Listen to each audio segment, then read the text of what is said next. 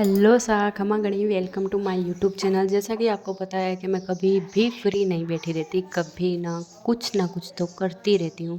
जैसे कि आपको अभी अंधेरे में दिख नहीं रहा होगा कि मैं क्या कर रही हूँ, तो फिर मैं बता दूँ कि ये जो मैं काट रही हूँ वो है गाजर।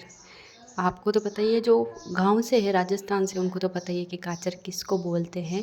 जिनको काट कर गोल गोल छिलके उतार कर सुखाया जाता है धूप में, उससे अलग अलग तरीके से, जैसे कि सब्जी बनानी है तो उससे पूरा काट कर कटिंग करके सुखाया जाता है। और अगर बेचने हो तो फिर इनको पूरे मतलब कि जैसे है ना वैसे ही छोल कर सुखा दिया जाता है। थोड़ा अंधेरा है, मैं लाइट करके आपको बताती हूँ बैकग्राउंड का कैमरा करके। ये जो हरे हैं कड़वे हैं उनको तो छोल देंगे, सुखा देंगे, और जो पीले हैं मीठे हैं उनको हम सब्जी के लिए काम में ले लेंगे। जैसा कि आपको पता है कि मैं कभी बैठी नहीं रहती, कुछ ना कुछ काम करती रहती हूँ। अगले दिन जब बारी आती है तब हम लग जाते हैं साफ़ सफाई करने में, क्योंकि दिवाली की साफ़ सफाई करने के लिए बहुत ही ज़्यादा टाइम लगता है। उसमें बच्चों की छुट्टियाँ हो जाती है 4 से 5 दिन पहले, और फिर वो कुछ भी नहीं करने देते।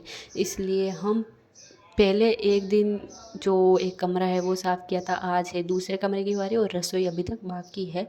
जो कि हम बच्चों की छुट्टी जब पूरी हो जाएगी, आज रविवार है, उसके बाद में जब सोमवार आएगा उसके बाद में ही सफाई हो पाएगी। जैसा कि आपको पता है कि बच्चे हर जगह ऐसे ही हैं और ऐसी ही बदमाशी करते रहते हैं। तो मैं ये सारी बाल्टियाँ लुस के साफ़ करके ऊपर रखेंगे। तब तक की बात है, जब तक मैंने एक सूट रखा था जो मुझे पूरा करना था, करवा चौथ पे पहनना था, उसकी कुर्ती मैं पूरी करने चली गई थी बीच में। सिर्फ ये बाल्टी साफ़ कर देती हूँ।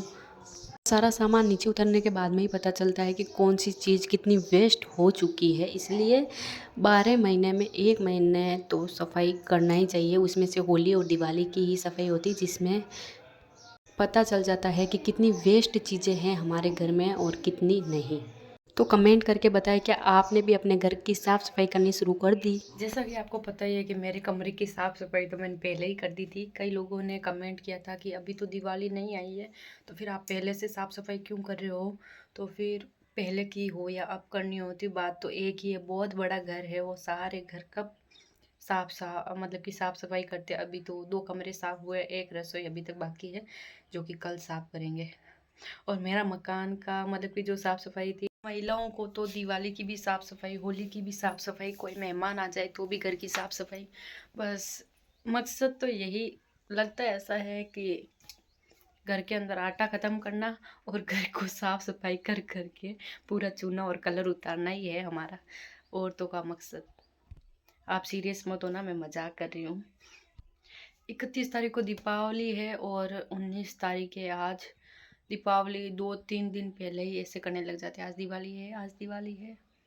इसलिए कल तो स्कूल की छुट्टी है और कल तो कोई साफ़ सफाई होने वाली नहीं है, और कल करवा चौथ का व्रत है।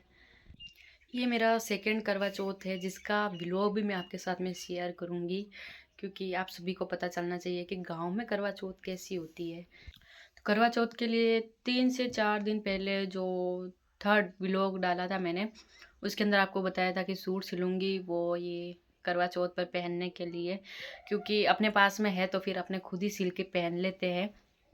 कहीं से बाहर पोशाक लाओ, हेवी लाओ ना, मुझे वो ज़रूरत नहीं है। मेरे पास में जो भी है जैसा है उससे ही मैं काम चला लेती हूँ, क्योंकि सभी को अपने बजट के हिसाब से चलना चाहिए। ये त्योहार ये सब कुछ काम नहीं आने वाला है। बहुत सी औरतें होती है जो कि ज़िद करती है कि हमें ये चीज़ लेनी है वो लेनी है, पर अपने हस्बैंड का बजट भी तो देखो कि उनके बजट में कितना क्या बचत होती है नहीं होती है। तो ऐसे परेशान नहीं करते किसी को। इसलिए अपने पास में जो भी है जैसा भी है पहन लो, ओढ़ लो। और हाँ, जिद कहीं कहीं भी तो मैं भी करती हूँ। मैं नहीं कहती कि मैं अकेली हूँ जो जिद नहीं करती हूँ, होता है थोड़ा बहुत, पर थोड़ा बहुत पत्नी को भी सोच समझ कर चलना चाहिए ताकि पति के ऊपर ज़्यादा भार ना पड़े।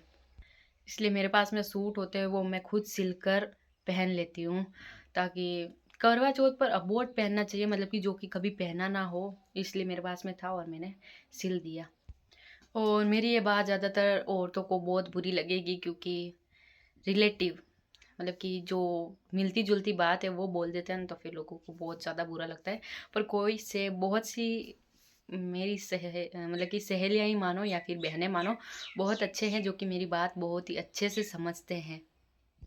अभी तक तो बस कुर्ती पूरी हुई है, मगजी पूरी की थी, आज मैं घर की साफ सफाई भी की थी, उसके बाद में ये सूट भी सिलना बाकी है और ओढ़ने के गोटा भी लगाना बाकी है। वो कैसे एडजस्ट होगा, अभी तो काम भी करना है। कुछ समझ में नहीं आ रहा है कि पहन भी पाऊंगी या नहीं पहन पाऊंगी वो सूट जो विचार किया है। वैसे तो मेरे पास में अबोर्ड सूट है, पर मैंने विचार किया था कि अब की बार ये सूती का सूट सिल के पहनूंगी। अगर नहीं सिल पाई तो फिर कोई और ही सूट पहनूंगी जो कि कभी पहना ना हो। पर पहला करवा चौथ करते हैं ना, तब ऐसा होता है कि पहना हुआ सूट नहीं पहनना चाहिए। दूसरे करवा चौथ में ऐसा नहीं होता है। तो मैं तो करवा चौथ की कोई शॉपिंग नहीं करने वाली, सिर्फ वो करवा और दिया होता है, चलनी होती है, उसकी ज़रूरत पड़ती है, बस वही शॉपिंग होगी मेरी तरफ से, और कोई भी शॉपिंग नहीं होगी करवा चौथ की। तो दिवाली का तो देखेंगे, जितना कोई बजट होगा उसी में से कोई शॉपिंग होगी तो अच्छी बात है, वरना कुछ नहीं। दिवाली या फिर त्यौहार नहीं कहते कि तुम शॉपिंग करो या फिर सोशल मीडिया पर छाओ कि आज मैंने ये शॉपिंग की, आज मैंने वो शॉपिंग की। नहीं, आप अपने गुणों से पहचाने जाओगे, ये दिखावा कोई नहीं देखने वाला।